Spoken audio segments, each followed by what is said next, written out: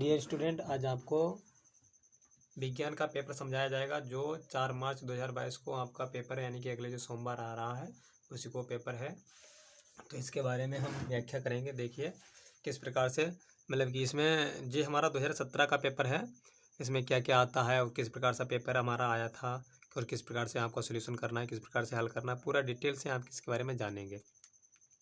देखिए सबसे पहले विज्ञान केवल प्रश्न पत्र, केवल प्रश्न पत्र ही हैं इसमें। प्रश्न पत्र यानी कि पेपर जब होगा तो प्रश्न पत्र ही होंगे, उत्तर थोड़ी ना होंगे। तो केवल प्रश्न पत्र। आपका समय जो है 3 घंटे 15 मिनट आपको समय वही मिलेगा जो प्रत्येक पेपर पर मिल रहा है। 3 घंटे 15 मिनट। पूर्णांक हमारा 70 नंबर का होगा। निर्देश देखिए क्या है हमारे। सबसे पहले निर्देश पढ़ते हैं। निर्देश में लिखा है प्रारंभ के 15 मिनट पर छात्रों को प्रश्न पत्र पढ़ने के लिए निर्धारित है।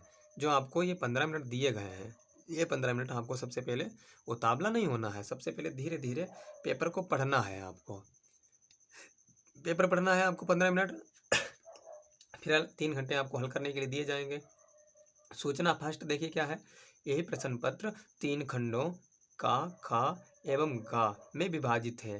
3 खंडों में ये प्रश्न हमारा, मतलब कि प्रश्न पत्र जो है पेपर हमारा बटा हुआ है। का खंड, खा एंड गा तीनों में बटा हुआ। प्रत्येक खंड का पहला प्रश्न बहुविकल्पीय है। ऑब्जेक्टिव टाइप का पहला प्रश्न है हमारा, और जिसमें 4 विकल्प दिए गए हैं। और जिसमें क्या है हमारा 4 विकल्प दिए गए हैं, और सही विकल्प चुनकर अपनी उत्तर पुस्तिका में लिखिए। जो हमारा सही हो प्रश्न उसी को हम क्या है अपने कॉपी में लिखेंगे। देखिए हमारे कौन कौन से प्रश्न होंगे। अपना खंड देखिए, देखते हैं कौन कौन से खंड है हमारे। यहाँ पर देखते हैं हम।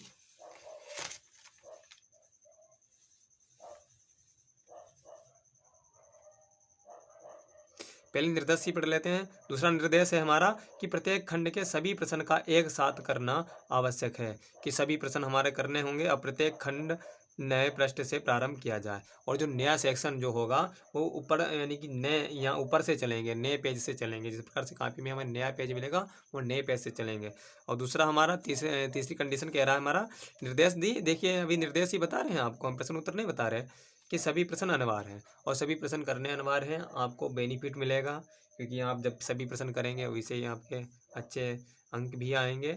और चौथे नंबर पर कह रहा है हमारा कि प्रश्नों के निर्धारित अंक उनके सम्मुख दिए गए हैं। कि कौन सा प्रश्न कितने अंक का है, कितने नंबर का है, उनके सामने दिए गए हैं, उनके सामने बताया गया है कि कौन सा प्रश्न कितने नंबर का है। जी हाँ।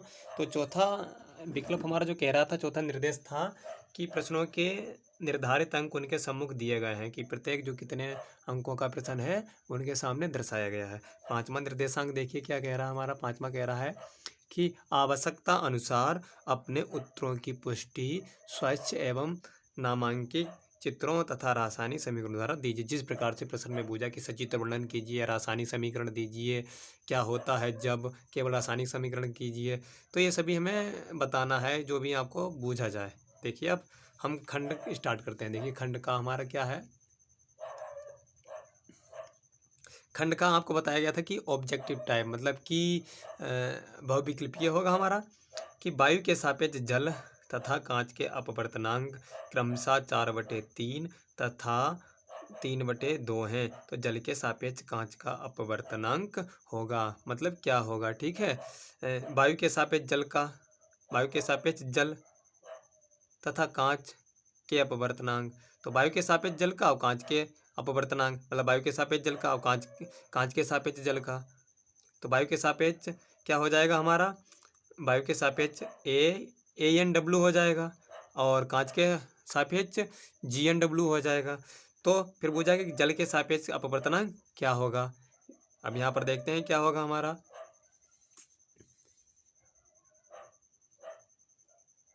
तीसरा हमारा राइट आंसर रहेगा कि 3/2 गुणा 4/3। नेक्स्ट है हमारा खवाला कि चंद्रमा से देखने पर आकाश दिखाई देता है। अगर कोई अंतरिक्ष व्यक्ति चंद्रमा पर जाता है तो उसको आकाश कैसा दिखाई देता है। बैंगनी, नीला, काला, सफ़ेद।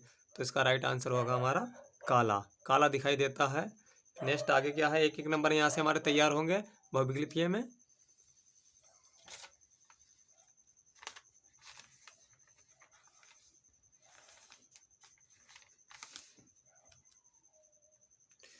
गा वाला है कि किसी धातु के तार में विद्युत धारा का प्रभाव होता है। कि कोई धातु है हमारी, तो उसमें विद्युत धारा का प्रभाव देखिए किसके द्वारा होगा, मुक्त इलेक्ट्रॉनों के द्वारा या फिर प्रोटॉनों के द्वारा, नंबर 3 न्यूट्रॉनों के द्वारा या फिर आयनों के द्वारा। तो इसका राइट आंसर होगा मुक्त इलेक्ट्रॉनों के द्वारा। जो इलेक्ट्रॉन होंगे वही धातु में क्या है, विद्युत धारा का प्रभाव करेंगे। नेक्स्ट है हमारा, कौन सा मात्रक चुंबकीय क्षेत्र का नहीं है, वेबर प्रति मीटर स्क्वायर या फिर टेस्ला, गॉस या फिर न्यूटन प्रति एम्पीयर स्क्वायर। तो ये गॉस नहीं होगा क्योंकि ये गॉस की परिमेय बिल्कुल अलग होती है, ठीक है, और सभी क्या है चुंबकीय क्षेत्र का ही होंगे। फिर दूसरे प्रश्न पे आ जाते हैं। पहले प्रश्न, पहले के तो खंड का के पहले जितने थे वो तो पूरे हो चुके हैं, और दूसरा प्रश्न है, दूसरा देखिए कि का वाला दूसरा का, यदि किसी माध्यम का क्रांतिकोण c हो तो वायु के सापेक्ष उस माध्यम का अपवर्तनांक क्या होगा। यदि क्रांतिकोण c है तो उसका अपवर्तनांक क्या होगा। तो आपको बताया गया था, मतलब कि आपके टीचरों द्वारा पढ़ाया गया होगा कि क्रांतिकोण c को दर्शाते हैं। तो क्रांतिकोण जब c होगा तो c बराबर क्या होता है, 1/sin थीटा, ये होता है हमारा c बराबर, इसका क्या ना अपवर्तनांक होगा। खवाला देखिए क्या है कि एक वस्तु का उत्तल लेंस द्वारा किसी पर्दे पर प्रतिबिंब 3 गुना बड़ा बनता है। एक वस्तु का उत्तल लेंस द्वारा किसी पर्दे पर प्रतिबिंब वस्तु से 3 गुना बड़ा बनता है यदि वस्तु और पर्दे की स्थिति बदल दी जाए तो उस दशा में आवर्धन क्या होगा या कितना होगा। तो यहाँ पर यम ज्ञात करना होगा हमें, यम यानी आवर्धन वाले सूत्र से हम ज्ञात करेंगे। नेक्स्ट गा प्रश्न जो हमारा बहुत सिंपल है कि दिए गए विद्युत परिपथ में धारा I का मान बताइए। तो यहाँ पर 2 ओम का प्रतिरोध लगा हुआ है, विद्युत धारा I प्रवाहित हो रही है। यहाँ पर 8 ओम का जो प्रतिरोध लगा हुआ है, 1 एम्पियर की धारा प्रवाहित हो रही है, और यहाँ पर एक और प्रतिरोध लगा हुआ है। यहाँ पर विद्युत मेंस यानी कि कोई बाहरी परिपथ में विद्युत धारा भेजी जा रही है, और इसमें विद्युत धारा I का मान ज्ञात करना जो आपका 2 नंबर का होगा। नेक्स्ट आगे देखते हैं क्या है। तीसरा प्रश्न देखिए हमारा, तीसरा है बहुत सरल कि निकट दृष्टि दोष। तीसरे के का वाला है, निकट दृष्टि दोष किसे कहते हैं, इस दोष के क्या कारण है, एक किरण आरेख खींचकर वर्णन कीजिए कि उस दोष को कम कैसे किया जाता है। तो सबसे पहले तो निकट दृष्टि दोष पता होना चाहिए, 4 नंबर मिलेंगे हमारे, तो पक्का आता है। निकट दृष्टि दोष, दूर दृष्टि दोष, जरा दूर दृष्टिता किसे कहते हैं, या फिर समझन क्षमता किसे कहते हैं, इस पार्ट से बिल्कुल आना ही आना है। तो निकट दृष्टि दोष क्या है या किसे कहते हैं, तो निकट दृष्टि दोष, इस दोष से युक्त मनुष्य को निकट की तो वस्तुएं स्पष्ट दिखाई देती है लेकिन दूर की वस्तुएं स्पष्ट रूप से दिखाई नहीं देती हैं, निकट दृष्टि दोष कहलाता है। और इसको दूर करने के लिए अवतल लेंस का प्रयोग करेंगे। निकट के लिए अवतल और दूर के लिए उत्तल लगाते हैं। निकट हमेशा याद रखिए, निकट अगर हम क्या नाम की आ से ज्ञा तक जाएं तो सबसे पहले हमारा आ आता है या ऊ आता है, तो हम आ आता है ना, तो सबसे पहले आ आता है, तो निकट आ आता है तो निकट के लिए अवतल, और अगर दूर का आता है हमारा दूर आता है ऊ, तो उत्तल, दूर दृष्टि के लिए उत्तल लेंस का प्रयोग करेंगे और निकट के लिए अवतल का प्रयोग करेंगे। या अथवा में आया हमारा दूसरा प्रश्न, वो ना करें तो संयुक्त सूक्ष्मदर्शी का किरण क्या जरूरत है जब हम उसी को कर सकते हैं। नेक्स्ट खा वाला देखिए प्रश्न क्या है, तीसरे का खा, निम्नलिखित विद्युत परिपथ में ज्ञात कीजिए। जो हमारे चित्र दिया गया है इसमें देखिए क्या ज्ञात करना, नंबर 1 प्रतिरोध R का मान ज्ञात कीजिए। इनमें जो प्रतिरोध 3 लगे हुए हैं, 2 ओम, 4 ओम, एक R और है, तो यहाँ पर केवल R का मान ज्ञात करना है। A और B के बीच विभवांतर, बिंदु A और बिंदु B के बीच में B ज्ञात करनी, विभवांतर ज्ञात करना, जिसका मात्रक हमें क्या होता है, वोल्ट होता है। अथवा नेक्स्ट इधर दिया गया है, देखिए अथवा वो ना करें तो ये कर सकते हैं हम, 2 प्रतिरोध 3 ओम तथा 5 ओम के हैं, इन्हें किसी सेल से जोड़ने पर कौन सा प्रतिरोध अधिक गर्म होगा यदि इन्हें परस्पर नंबर 1 श्रेणी क्रम में जोड़ा जाए और नंबर 2 समांतर क्रम में जोड़ा जाए। तो सबसे पहले श्रेणी क्रम में जोड़ेंगे, फिर समांतर क्रम में जोड़ेंगे, फिर देखेंगे कौन सा अधिक क्या बोझा था हमारा, अधिक गर्म होगा। तो जिनकी पावर अधिक आएगी वही अधिक गर्म होगा। ये भी 4 नंबर का है, तो हमसे इससे पहले वही वाला करेंगे। दिष्ट धारा डायनमो क्या है, देखिए 7 नंबर का फंसेगा। ये 3 प्रश्न कतई बिल्कुल कन्फ्यूजन नहीं आना चाहिए माइंड में। ये 3 प्रश्न कतई बिल्कुल कतई रट्टा मार के इन्हें घोर के कतई पी जाना है। नंबर 1 डायनमो, जिसे दिष्ट धारा बोलते हैं। नंबर 2 प्रत्यावर्ती धारा, और नंबर 3 विद्युत मोटर। ये 3 प्रश्न कतई जहर हैं, बिल्कुल पेपर में छपने वाले हैं। 3 प्रश्नों में से एक प्रश्न बिल्कुल फंसेगा, और वो भी 7 नंबर का फंसेगा, छोटा मोटा नहीं फंसेगा। हर साल फंसता है।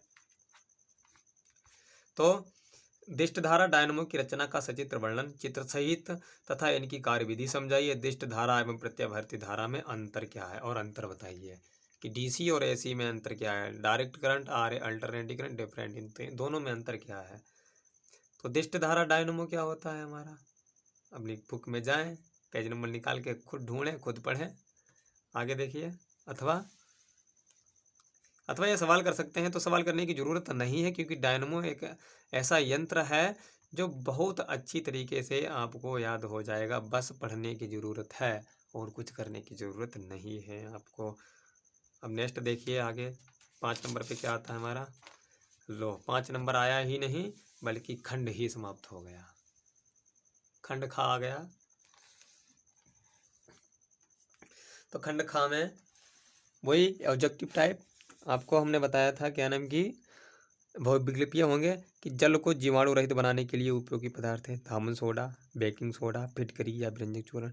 हम आपको बताए थे फिटकरी जो होता है वो जल को जीवाणु रहित बना देता है, जीवाणु ही नहीं रहते उसमें, खत्म कर देता है जीवाणु को। अच्छा, फिटकरी का सूत्र इम्पोर्टेंट है, याद कर लेना। और वैसे तो धावन सोडा, बेकिंग सोडा, फिटकरी, व्यंजक चूर्ण, ये चारों इंपॉर्टेंट हैं। धावन सोडा क्या होता है, बेकिंग सोडा, फिटकरी, व्यंजक चूर्ण, इन सभी के याद करना। व्यंजक चूर्ण का बताओ, जैसे ब्लीचिंग पाउडर कहते हैं, तो इसका होता है CaOCl2 कैल्शियम ऑक्सी क्लोराइड। ये आएगा आपका कि इस प्रकार से प्रश्न आएगा कि प्रयोगशाला में व्यंजक चूर्ण या फिर ब्लीचिंग पाउडर का निर्माण कैसे किया जाता है, केवल रासायनिक समीकरण दीजिए या फिर इसके उपयोग और रासायनिक गुण भी दर्शाइए। खा वाला प्रश्न है, विकर्ण संबंध के तत्व हैं। विकर्ण संबंध के तत्व देखिए कौन कौन से हैं, Li या फिर बी, लिथियम या बेरिलियम, लिथियम या फिर मैग्नीशियम, लिथियम या फिर सोडियम, एल्यूमिनियम या फिर सिलिकॉन। जो भी आपके हों वो आप देख लेना अपने। गा वाले पे है कि निम्नलिखित में से किस यौगिक में एल्कोहली समूह उपस्थित है। अब एल्कोहली समूह कौन सा होता है, देखिए निम्न यौगिक में एल्कोहली समूह उपस्थित है। एल्कोहली CH3COOH, CH3CH2OH, C2H5OH, HOH।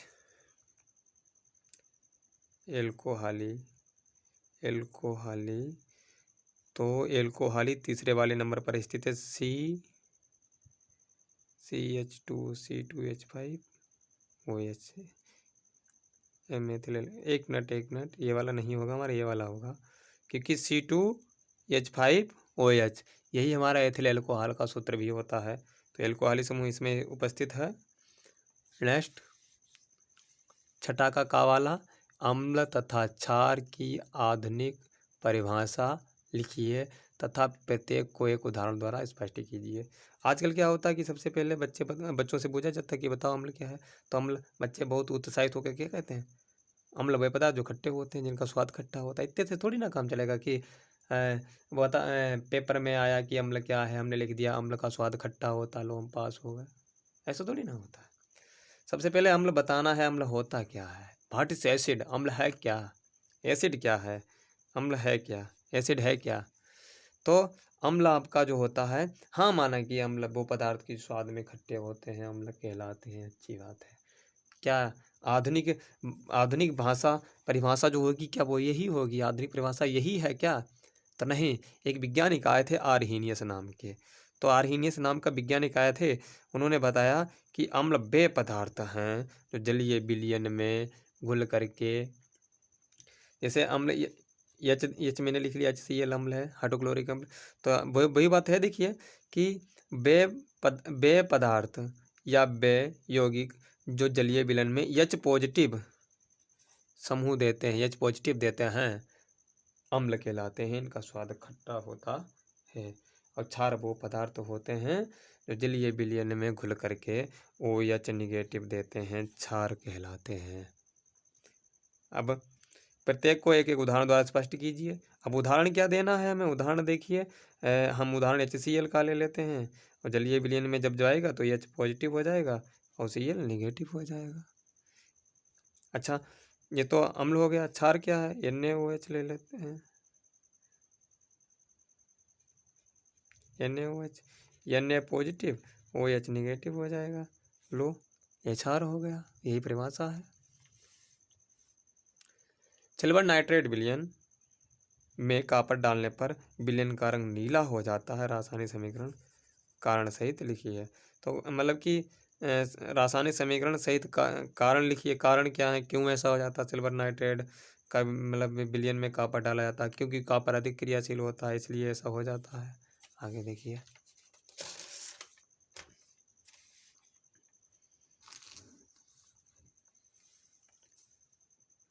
गा वाला प्रश्न है, निम्नलिखित यौगिक के संरचनात्मक सूत्र लिखिए। संरचनात्मक सूत्र लिखिए, देखिए, पेंटेनोन 3 प्रोपेनोन। तो इनके संरचना सूत्र लिखने हैं आपको। संरचना सूत्र IPAC नेम संरचना सूत्र जैसे भी देख के जाएंगे। नेक्स्ट, भर्जन क्रिया में प्रयुक्त होने वाली भट्टी का नामांकित चित्र। भर्जन क्रिया में भट्टी कौन सी उपयोग होती है? जो भी आपकी भट्टी उपयोग हो, बात्या भट्टी या फिर दूसरी, वो भी याद करके जाएंगे अपना।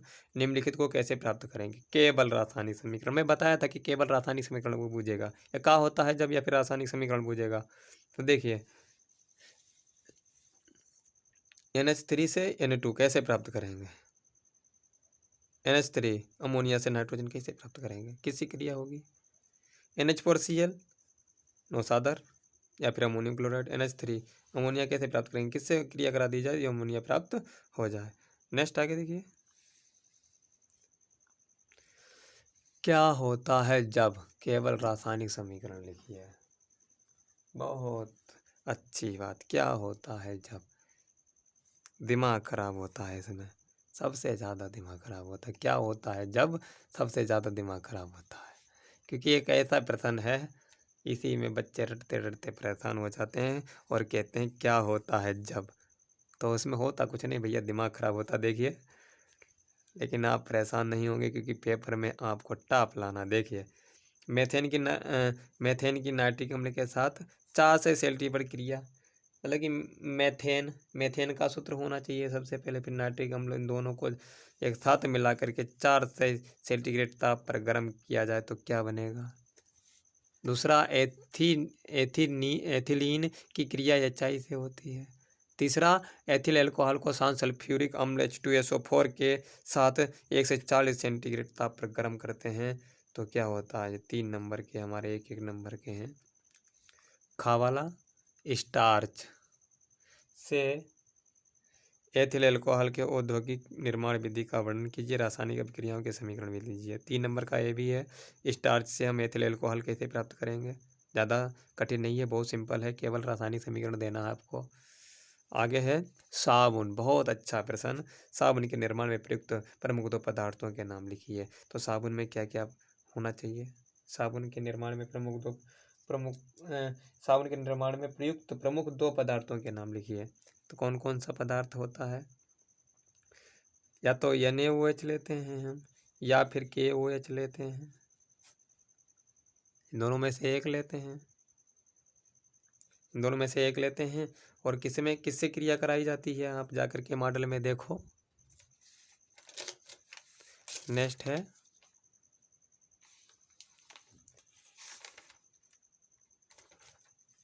अथवा। अथवा अगर ये ऊपर वाले ना करो तो अथवा इधर दिए गए हैं। अथवा ये हैं, उसी के स्थान पर का एथिल अल्कोहल के ऑक्सीकरण से प्राप्त यौगिक के नाम व सूत्र। प्रतिस्थापन अभिक्रिया से आप क्या समझते हैं? मेथेन को क्लोरीन के साथ क्रिया लिखिए। प्रतिस्थापन अभिक्रिया किसे कहते हैं? एक दूसरे से अलग होना, प्रतिस्थापन। और निम्न परिवर्तन के लिए रासायनिक समीकरण कौन कौन से परिवर्तन है? एथिलीन से पॉलीथीन कैसे बनती है? एथिल अल्कोहल से आयोडोफार्म कैसे बनता है? और घावाला है 2 एलिफेटिक असंतृप्त हाइड्रोकार्बनों के नाम व अणुसूत्र लिखिए। तो आपको आगे वाले ही करने हैं, अगर वो नहीं आते तो ये वाले करने। देखिए दोनों हैं एक ही टाइप के, क्योंकि एक ही कंडीशन क्या है, हार्ड दोनों है, याद करना है आपको। अब हम आते हैं खंड गा, जीव विज्ञान बायोलॉजी, अरस्तु जी की। देखिए मादा लिंग हार्मोन्स कहलाता है एंड्रोजन, इंसुलिन, एस्ट्रोजन, इनमें से कोई नहीं। एस्ट्रोजन कहलाता है, एस्ट्रोजन एस्ट्रोजन कहलाता है। निम्नलिखित में से विटामिन का कौन सा जोड़ा जल में घुलनशील है? तो जल में देखिए घुलनशील कौन कौन से जल में घुल जाते हैं? देखिए एडिक, ADEK, एडिक, ये जो है जल में अविलय होते हैं, ये घुलते नहीं हैं। अब बच्चे कौन कौन से हमारे पास? ये तो घुलेगा नहीं। बी इसमें देखिए है ही नहीं, घुल जाएगा। और सी भी नहीं, अतः विटामिन बी और सी जल में घुलनशील विटामिन हैं। नेक्स्ट, बीज रहित फल। बीज रहित फलन को प्रौद्योगिक करने वाला पादप हार्मोन से, कौन सा पादप हार्मोन से? देखिए तो नंबर 1 ऑक्सिस, नंबर 2 जिबेरेलिंस, एथिलीन या फिर फ्लोरिजेन। देखिए इनमें से कौन सा सही है? दूसरा प्रश्न है हीमोग्लोबिन महत्वपूर्ण भूमिका निभाता है। हीमोग्लोबिन देखिए महत्वपूर्ण भूमिका किसमें निभाता है? उत्सर्जन में, शोषण में, पाचन में या वृद्धि में। तो हीमोग्लोबिन जो होता है वो शोषण में अधिक भूमिका निभाता है, ना कि वृद्धि में, पाचन में, उत्सर्जन में नहीं, बल्कि शोषण में अधिक भूमिका निभाता है। 10वें का कावाला देखिए किस प्रकार से है। 10वें का परिवार नियोजन से आप क्या समझते हैं? परिवार नियोजन से आप क्या समझते हैं? छोटे परिवार के महत्व को समझाइए। छोटा परिवार क्यों इंपॉर्टेंट है, उसका महत्व क्या है? तो परिवार नियोजन क्या है? परिवार क्या है? आवास की कमी नहीं होगी, और क्या नाम की अशिक्षित नहीं होंगे व्यक्ति, और अच्छी अच्छी सुविधाएं होंगी, यही महत्व होंगे। नशीली औषधि किसे कहते हैं? उपयुक्त उदाहरण सहित समझाइए। ये भी आपको 2 नंबर का है। और रुधिर में एंटीजन तथा एंटीबॉडी कहाँ पाए जाते हैं? तो एंटीजन और एंटीबॉडी कहाँ पाए जाते हैं आपको बताना है। परपरागण किसे कहते हैं? परपरागण देखिए क्या होता है। परपरागण की विभिन्न विधियों के केवल नाम लिखिए, और परागकण के अंकुरण का सचित्र वर्णन कीजिए। ये भी आपका कितना 2 4 नंबर का है। अथवा मानव रक्त संरचना कार्य का संक्षिप्त वर्णन कीजिए। मानव रक्त ह्यूमन ब्लड की खोज किसने की थी? कार्ल स्टीनर ने की थी। ठीक है, ये भी हमारा 4 नंबर के। अथवा या तो ये कीजिए या तो ये वाला कीजिए। नेक्स्ट, बस लास्ट पेज है हमारा। देखिए इसमें क्या है, खा वाला प्रश्न। नलिका विहीन ग्रंथियों से आप क्या समझते हैं? नलिका विहीन ग्रंथियां क्या होती हैं? जिनमें नलिकाएं ना हो। थायराइड ग्रंथि की संरचनात्मक तथा उसके कार्यों का वर्णन कीजिए। थायराइड ग्रंथि, ये भी 4 नंबर का होगा हमारा। अथवा लेमार्कवाद लिंग से अलग लक्षण क्या? लेमार्कवाद पूरा बताना। लेमार्कवाद, डार्विनवाद, ये बिल्कुल फंसने वाले हैं। दोनों में से दोनों याद कर लो। लेमार्कवाद क्या है, डार्विनवाद क्या है, जीवन की उत्पत्ति कैसी, ओरिजिन ऑफ लाइफ स्पीच, ये पूरी पुस्तक उन्होंने लिखी थी। इसके बारे में आप थोड़ा बहुत पढ़ें, पुस्तक में ही है। नेक्स्ट देखिए, निषेचन किसे कहते हैं? भाटी जी का फर्टिलाइजेशन। निषेचन क्या होता है? निषेचन को स्पष्ट कीजिए तथा निषेचनों उपरांत पुष्प में होने वाले परिवर्तनों को समझाइए कि निषेचन के बाद क्या परिवर्तन होते हैं, क्या बदलाव आता है उसमें। अथवा ये ना कर पाऊँ आप तो मनुष्य के हृदय की आंतरिक संरचना का चित्रों की सहायता से वर्णन कीजिए। मनुष्य के हृदय की आंतरिक अंदर की संरचना के बारे में वर्णन कीजिए। या तो यहाँ कीजिए, या दोनों क्या है हमारे 7 नंबर के हैं। ठीक है, पूरी तरीके से आपको मैं पेपर समझा चुका हूँ। मुझे आशा है कि आपको पूरा पेपर समझ में आ चुका होगा। और आने वाली 4 मार्च को पेपर जो आपका विज्ञान का आ रहा है, बिल्कुल बहुत अच्छी तरीके से मेहनत करना। और अब की बार इस पेपर को इस प्रकार करेंगे कि पेपर भी नाम ले कि आपने पेपर को किया है। ठीक है, मिलते हैं नेक्स्ट वीडियो में।